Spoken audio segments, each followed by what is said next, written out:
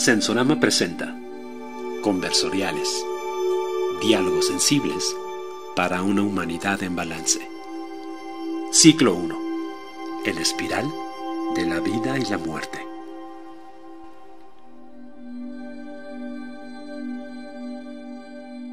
Hola, ¿qué tal? Bienvenidos, bienvenidas a este conversorial de este día. Tenemos un tema súper interesante con dos invitados que tenemos también súper especiales. Quiero presentarles de este lado a Víctor y de este lado tenemos a Pablo Hernández. Y Víctor, voy a leer todas las cosas maravillosas que haces. Y bueno, este es el ciclo 3, por cierto. El ciclo 1 de la espiral entre la vida y la muerte. Entonces, a ver, Víctor, eres chef de profesión, pero también eres sanador, terapeuta alternativo, reikista, masoterapeuta, maestro de Kundalini Yoga, maestro y guía de meditación, tienes varios sistemas de esta línea, hipnoterapeuta, que está súper interesante, tanatólogo, y bueno, has acercado todo este tipo de prácticas espirituales a plataformas digitales actualmente. También eres locutor, eres también actor de doblaje, desarrollo humano. ¿Qué más tenemos, Víctor? Ahorita nos vas a platicar desde toda tu mirada y todo tu conocimiento. Y de este lado tenemos también a Pablo Hernández. Y Pablo es licenciado en informática por la UNAM, pero también es conferencista internacional, ya con más de 20 años de experiencia en tecnologías de la información. Actualmente eres director comercial de Latinoamérica en New Edition y ha trabajado en las principales empresas americanas de tecnología. Bueno, si le sigo leyendo no vamos a acabar y vamos a acabar con este conversorial, pero tenemos a dos voces muy expertas en nuestro tema de hoy, y nuestro tema de hoy va de el neuroduelo, lo que la Dios deja en el cerebro. La pregunta está súper interesante porque es qué ocurre en nuestro cerebro cuando perdemos a alguien.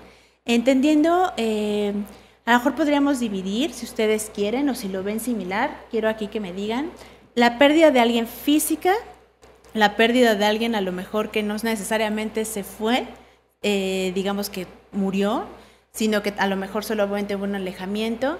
Pero ¿qué pasa dentro de nuestro cerebro y de nuestra biología entera cuando estamos teniendo un proceso de duelo? Para empezar, a lo mejor podríamos ver, ¿hay etapas en el duelo?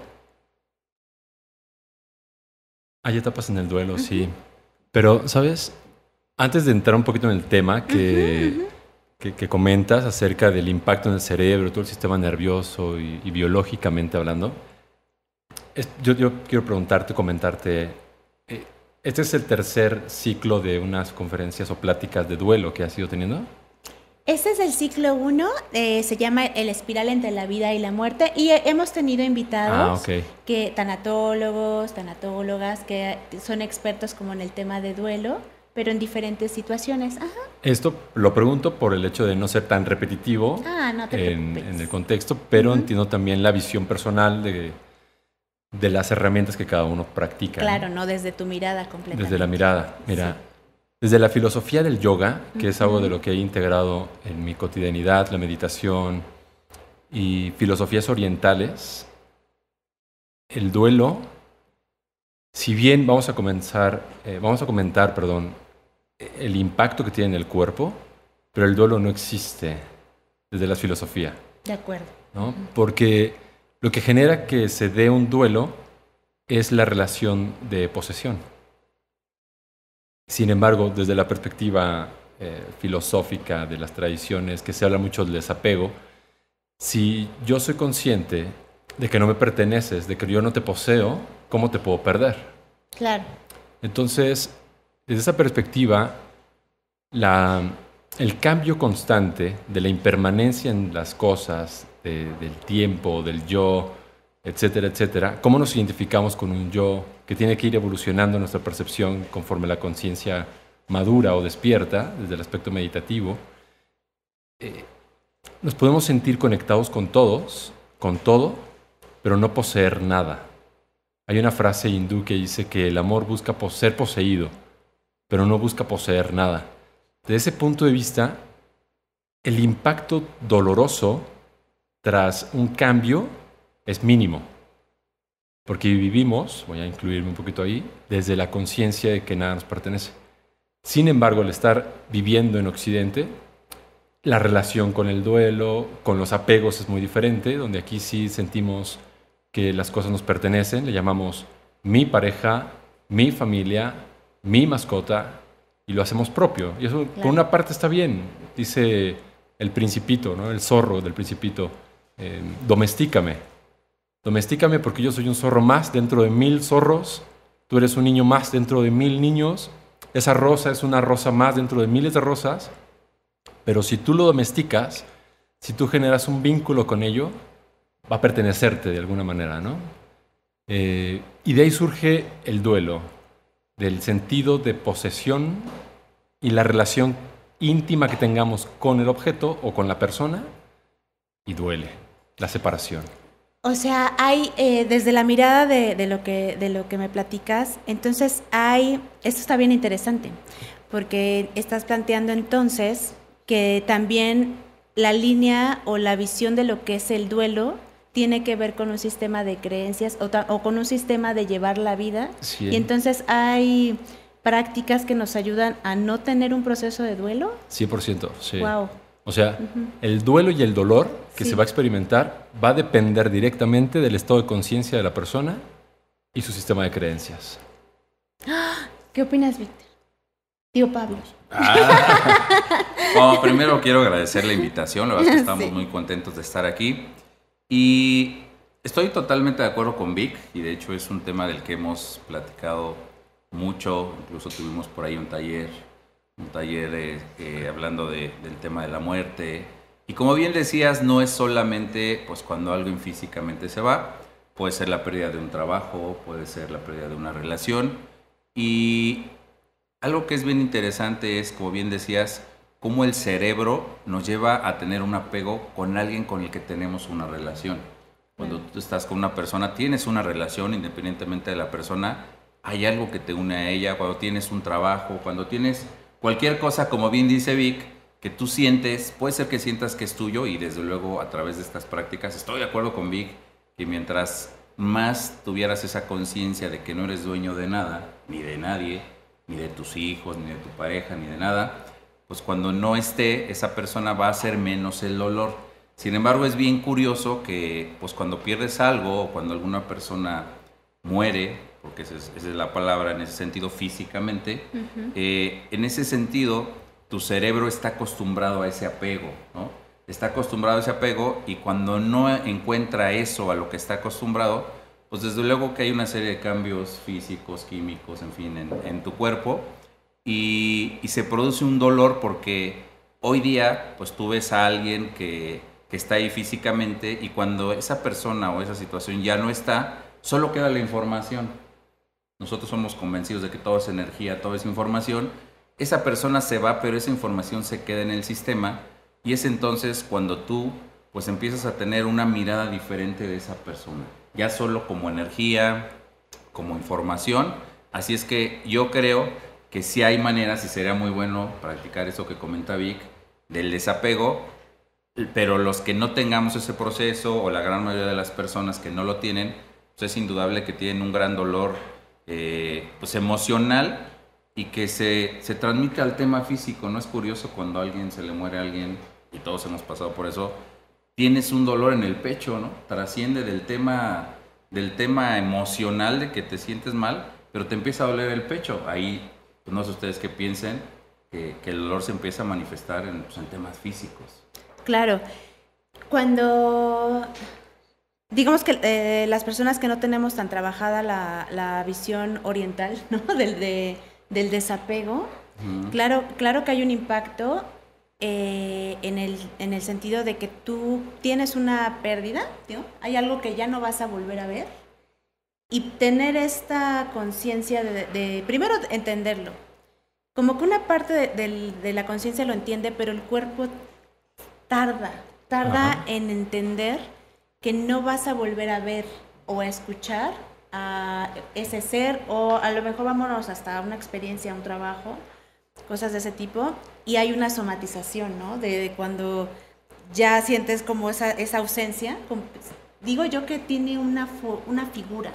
Cuando yo lo siento así, Sí. cuando hay una pérdida, parece que viene una sombra, una ausencia que toma una figura. Y entonces ahora parece que nos apegamos a esa sombra y como que empiezo a querer esa sombra, ¿no? Porque ya no está físicamente, pero hay como una energía que significa eso. Ahora, desde la neurociencia, lo que yo percibo es todos los días o muy seguido viendo a una persona, escuchando a alguien, teniendo hábitos con ese ser, pues nuestro cerebro se empieza a configurar, ¿no? Un conectoma de repetición y se lo retiras. Si hay apego, pues también hubo un sistema de recompensa, de estar viéndole, de estar escuchándole. Algo obtenías. Algo obtenías. Y la separación no es abrupta. O sea, como que tarda en desaparecer o ya no estar tan profunda, ya no está tan profunda esa línea de repetición, y entonces entra un sistema como de cuando te quitan o intentas quitarte una adicción. Hay como una resistencia, ¿no?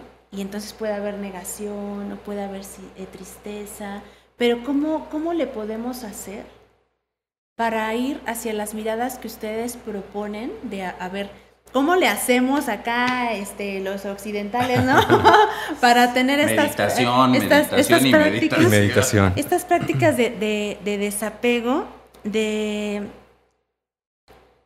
pues no entrar a la profundidad, ¿no? De las propuestas más comunes del proceso de duelo que normalmente nos manejan los tanatólogos, las tanatólogas como etapas, ¿no? Como posibles etapas. Pero ¿cómo hacen ustedes entonces la propuesta del dominio de un duelo, incluso de un duelo del que poco se habla, de las cosas que no pasaron? Les comento para que tengan carnita de dónde deshebrar, ¿no? No, pues ya no hay. Ajá. Ya dije todo. Tengo amigas, amigos que están empezando a aceptar que tal vez no tendrán familia propia, o que tal vez la idea que tenían de casarse o de tener cierto tipo de empresa, ya no, como que dijeron, creo que no va a ser. Y están entrando en un proceso parecido a este duelo, porque había un apego con una idea. ¿Cuál es la propuesta que ustedes hacen? Porque aparte de todo, déjenme comentarles que ellos tienen un programa interesantísimo que se llama Horizontes Astral, Horizonte Astral, Norbe Promo, los viernes de 10 a 11 de la mañana. Y vamos a tener por aquí abajito que nos dejen sus redes para que puedan ustedes escucharlos, porque está súper interesante. Platíquenos, ¿cuál es la propuesta que ustedes hacen entonces? Porque vienen ahora sí a fabricarnos nueva neuroplasticidad, porque esto está súper, súper bueno. A ver, platíquenos. Exactamente. Hay que trabajar occidentalmente hablando, con reducir las cargas de estrés. Sí, porque no se pudo. Vámonos a ir a provincia y sí vamos a poder hacer. Si tu sistema nervioso está inflamado por el estrés y la alimentación, también otro factor que se da mucho en las ciudades es un mal sueño. Y esos son agentes silenciosos de alguna manera que están todos los días afectando a los cambios que vivimos. Entonces, una persona que tenga mayor carga de estrés laboral, por ejemplo, que tiene menos tiempo para actividades recreativas, para hacer ejercicio y algo que a la persona le apasione, aumenta sus niveles, ¿no? Y bajan sus niveles de defensa.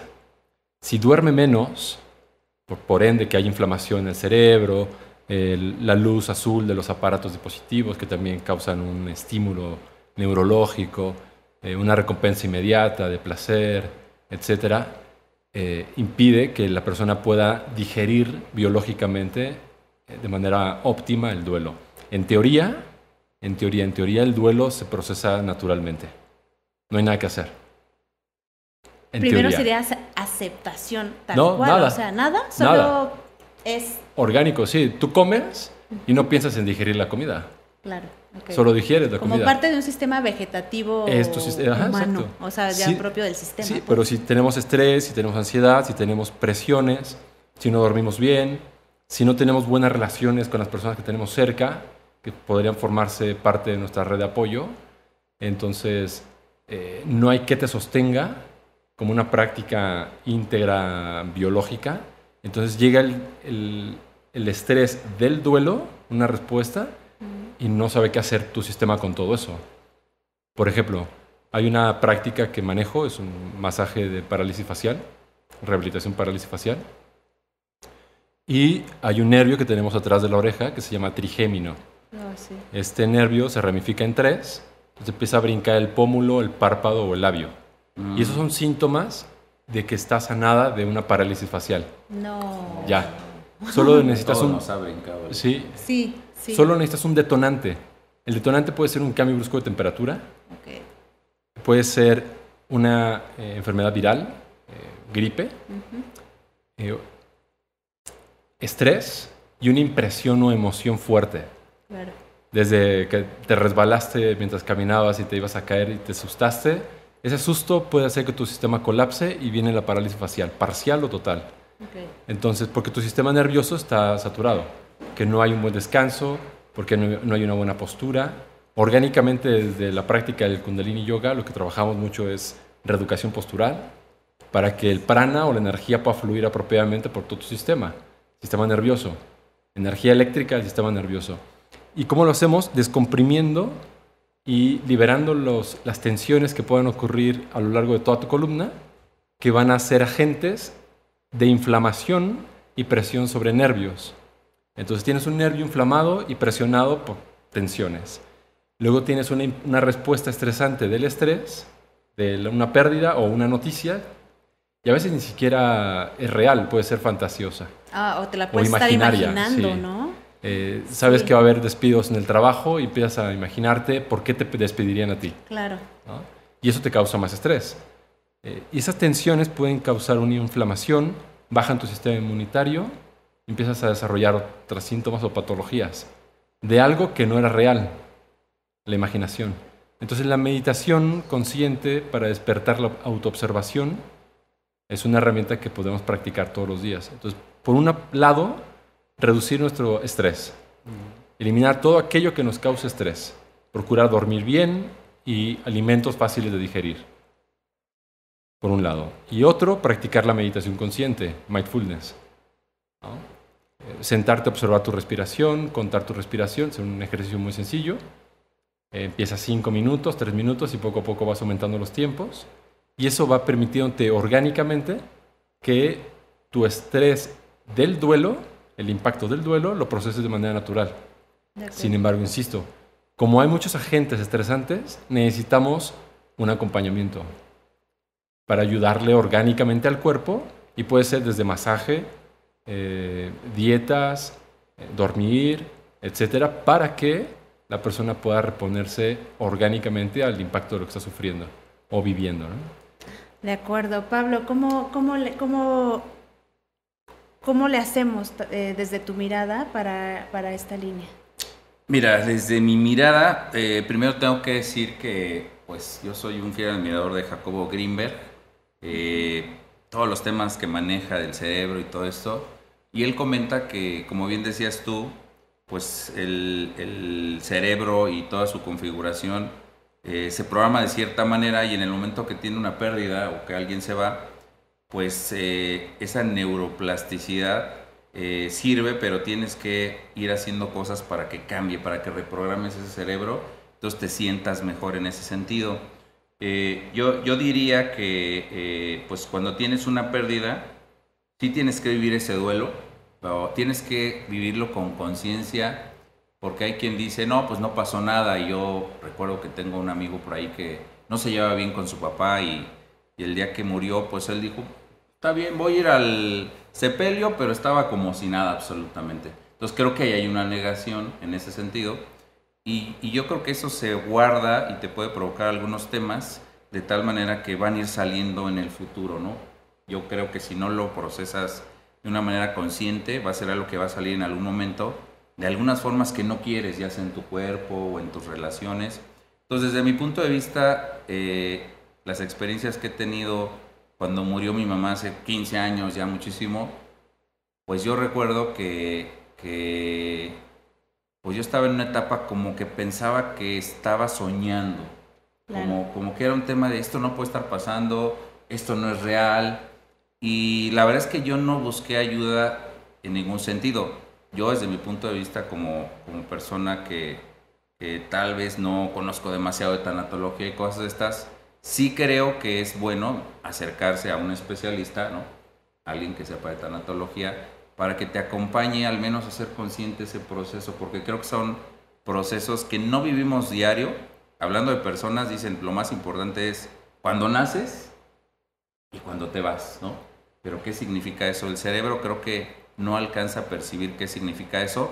Lo único que sí creo que sucede es, como bien lo decías al inicio, eres una persona completamente diferente cuando tienes, por ejemplo, a tu mamá, y cuando se va, eres otra persona tú y toda tu realidad. Entonces creo que eso sí requiere de algún trabajo, que puede ser cosas como las que dijo Vic, o cosas que puedas tú buscar al final. Creo que lo importante es que busques a un especialista que te ayude a procesar ese tema, ¿no?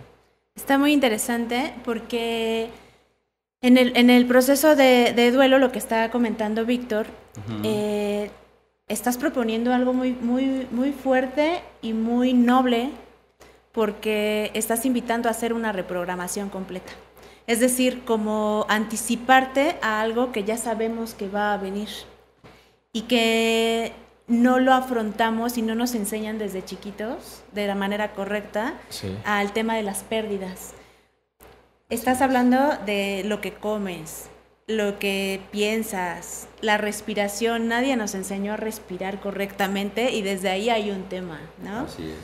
En algún lugar leí, si alguien sabe en qué libro lo leí, porque no me acuerdo, pero si alguien más lo ha leído, por favor, ahorita, también coméntenmelo. El ChatGPT lo debe de saber. En alguna ocasión leí sobre esta frasecita que dice: en Occidente, las personas toman las decisiones como si nunca se fueran a morir. Y desde ahí toman decisión tras decisión. Y entonces a mí esa frase me impactó mucho porque es verdad. Dije, bueno, al menos desde mi línea, dije, claro, o sea, yo estoy tomando decisiones, pero como si de veras yo le fuera a dar aquí 300 vueltas, ¿no? Claro. O sea, no me voy a ir nunca. Y en efecto, en el impacto de las pérdidas, ajá, en lo personal, yo no me di cuenta que, para empezar, yo no sabía, por ejemplo, el tema de si había que hacer duelo o no estaba como en esa línea preparándome ni nada. Sin embargo, a través de varias, yo sí tuve un acumulamiento emocional y físico, que un día, ¡pum!, desbordó.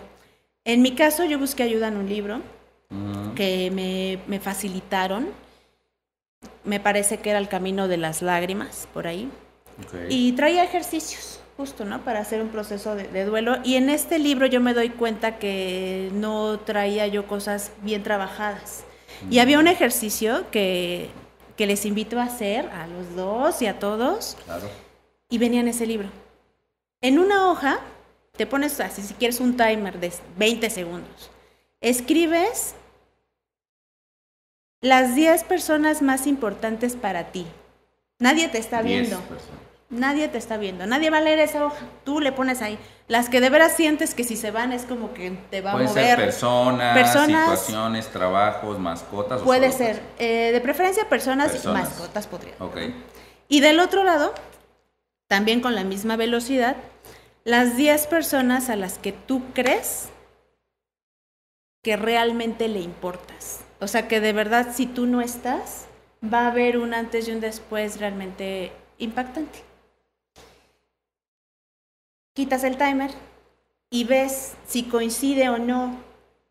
Okay. ¿Cuáles se repiten? ¿Cuáles se repitieron? En mi caso, yo me sorprendí y dije, caray, ¿no?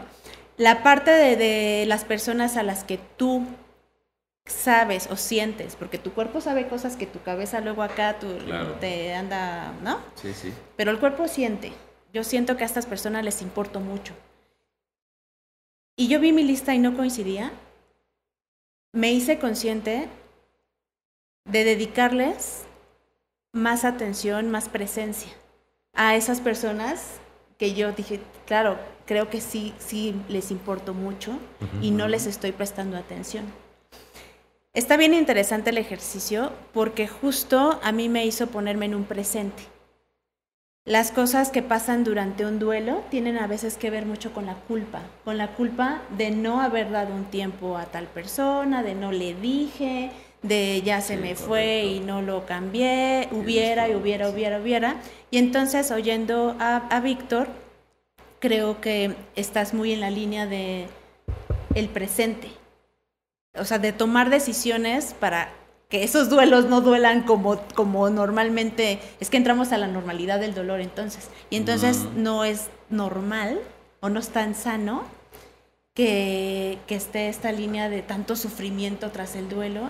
Y podríamos prepararnos a afrontarlo con menos sufrimiento, Vic.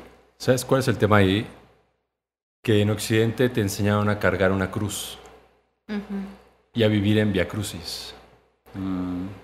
Las filosofías orientales, dice Siddhartha, el Buda, el dolor es obligatorio, pero el sufrimiento es opcional. Sí. Va a haber una respuesta biológica de dolor porque generas un vínculo. ¿Cuánto tiempo procese? Se puede acabar en 3 días el duelo. Si tienes un sistema sólido, fuerte, tu mentalidad es importante. Y hay algo que quiero que centrarme tantito. Sí. Por ejemplo, un libro, un taller, etcétera, está bien, todo funciona en algún momento, ¿no? Pero el ideal sería preguntarnos conscientemente, antes de que tengamos un duelo, si tenemos una filosofía de vida. Mira. Y es algo que pocas personas, bueno, prácticamente nadie, con gente que he platicado, me han dicho que han tenido una filosofía o que tienen una filosofía. Es decir, ahora está muy de moda ser estoico, ¿no?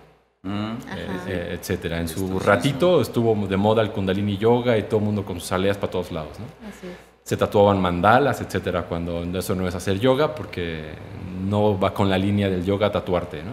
Okay. Pero bueno, etcétera. Entonces, el pensamiento estoico, puedes adquirir una frase, pero difícilmente pensar como estoico, que sería el ideal. Pensar como yogi o pensar como estoico. Entonces, es algo que tienes que ir construyendo todos los días, con una disciplina. Acá en el Kundalini se llama tapa, en sánscrito. El tapa es fuerza de voluntad para generar una disciplina.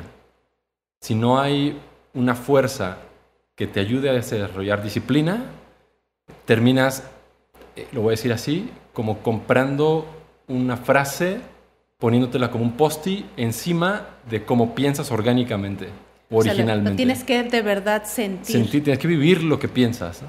Ahorita que hablas de fuerza de voluntad, recuerdo que el tema de la fuerza de voluntad desde la línea que me gusta, habla mucho de tienes que hacerte muy fan de las cosas que, aunque no te gusten, te hacen bien. Sí.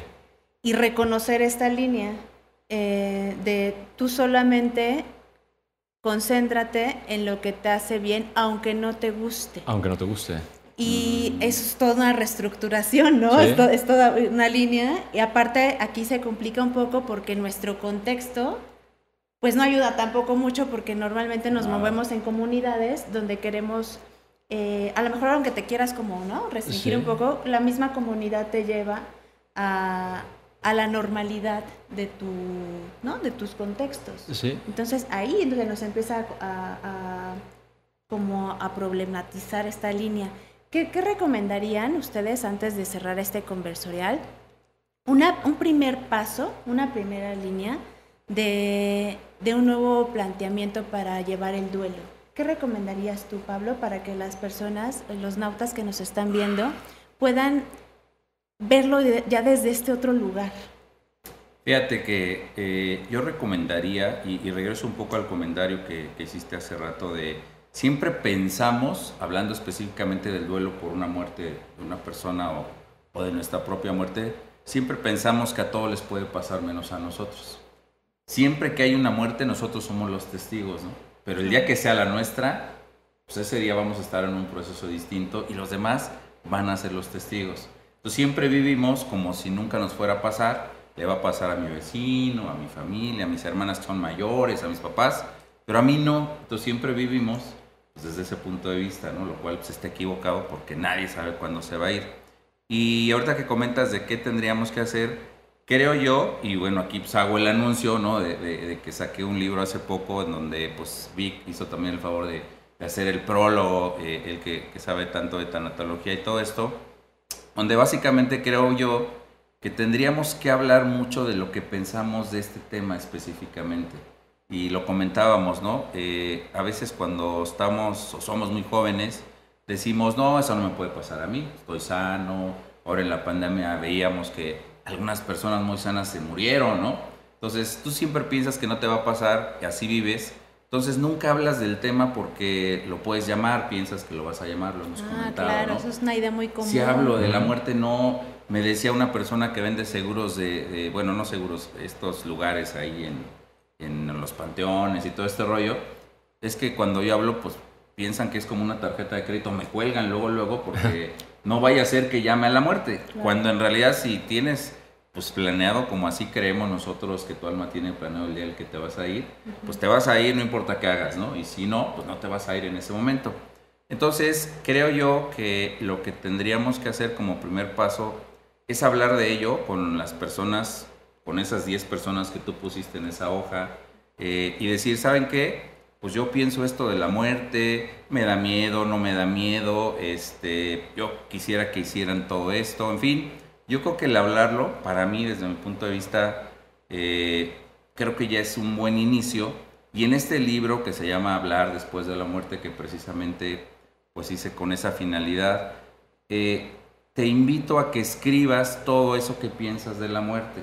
De tal manera que tú hagas ese trabajo y lo puedes compartir mejor, pero supongamos pues, que te toca irte, pues que tu familia encuentre ese libro con todas las notas que tú hiciste en cada uno de los capítulos y sea como un legado que les estás dejando, donde les dices todo lo que no pudiste decirles cuando estabas. Por eso se llama Hablar después de la muerte. Pero lo mejor creo yo sería hablarlo en vida, porque así podrías también tener una retroalimentación de esas personas con las que estás. Oye, está buenísimo, ya me antojaste el libro. ¿Dónde podemos encontrar ese libro? ¿En dónde podemos ya buscarlos para escuchar el podcast? Queremos saber más. ¿En Amazon? Pues el libro está en Amazon, Hablar después de la muerte, así se llama. Y bueno, pues el programa VIX, si quieres comentarles. Sí, se llama Horizonte Astral. Así lo pueden googlear y en cualquier plataforma los encuentran, o en Spotify directamente. Horizonte Astral Podcast. Y en relación a lo que preguntabas ahorita, yo podría decir, tratando de ser breve, que no lo voy a hacer. No. Que me resisto. No se nos da. No. Tratando de ser breve, integrar una filosofía de vida. Todo va a depender en cómo pienses, porque de ahí la ruta que tu cerebro va a tomar el impacto del duelo. Claro. Si piensas que la muerte es algo que pierdes, pues así se va a ver, una pérdida. Esto es importante hablarlo, que estoy aprovechando el espacio que nos permites para poder compartir la idea de una filosofía diferente. Sí existen los modelos tanatológicos, sí existen las fases del duelo, sí existe identificar primero qué tipo de duelo tienes, etcétera, para poder ayudar. Cada persona es única y auténtica y la respuesta a su duelo igual. Pero si nosotros podemos integrar una filosofía de vida, el impacto orgánico va a ser completamente diferente. Entonces, procurar replantear el sistema de creencias en relación a la muerte. Ese ejercicio que comentas, ¿quiénes me quieren de verdad? Hay un ejercicio por ahí también, ¿qué es lo que dejas al mundo? Escribe tu epitafio, ¿no? Dice una de mis maestras, por otro lado, otro ejercicio, no te creas tan importante, ¿no? Hay una práctica meditativa que es muy fuerte en relación al duelo, y dice, si el mundo lloraría tu pérdida. Wow. Y está en relación de lo que tú dejas al mundo como epitafio, no como una frase ahí que te como, gustó y tal de Facebook, no, sino como verdaderamente viviste. Qué bonito, qué alegría escucharlos. La invitación está abierta para todos los sensonautas. Bueno, pues ya escucharon, la línea es revisar tu línea de creencias, empezar desde la base, lo que comes, lo que piensas, lo que consumes, pero en integridad, ¿no? La invitación del libro se me hace maravillosa, pero por favor vamos a buscarlo. Y esta forma de experimentar con lo que crees y culturalmente, lo que dijiste hace ratito, Pablo, es que yo he escuchado, hay personas que dicen, es que yo no lloro la muerte de nadie porque no me dijeron que retengo a mi familiar, ¿no? O sea, revisen la línea de creencias, a lo mejor está pasando algo desde ahí y pues está fenomenal lo que nos están proponiendo. Sí. Y pues nos quedamos para una parte 2 después, ¿no? Porque hay mucho que platicar por aquí. Acabamos de vivir ahora el 2 de noviembre, el Día de Muertos. Decía mi maestro de hipnosis que los mexicanos somos tanatofóbicos por naturaleza. Entonces por eso nos gusta maquillar a las catrinas y disfrazar y colorear para mitigar el dolor de la muerte. Entonces, y el miedo. Otro punto importante dentro de la filosofía es ver las cosas crudas como son. Sí, no, y lo digo con respeto, no tratar de encubrir el dolor que sentimos, permitir que el dolor se exprese. Es decir, una frase común que ya he escuchado un poco más es que mi familiar trascendió, o que mi familiar está descansando, o que está con Dios, o que ya está en un mejor lugar. Cosas que no te constan. No te consta ni que esté con Dios, ni que esté descansando, ni que haya trascendido. Lo único que tienes como realidad es su muerte. Sí es. Entonces, en el momento que no tengamos que desviar la mirada porque nos confronte el hecho de la muerte, ya es un paso más a avanzar en relación a nuestro duelo.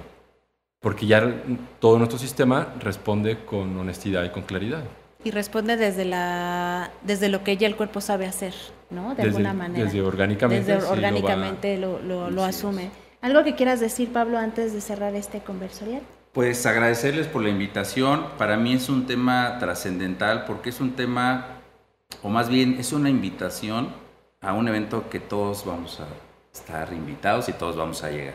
Es algo por lo que todos vamos a pasar, así es que bien dicen que no estás preparado para eso, pero yo creo que con la conciencia mucho más abierta va a ser una mejor partida para ti y desde luego pues tal vez una conciencia diferente también para tu familia.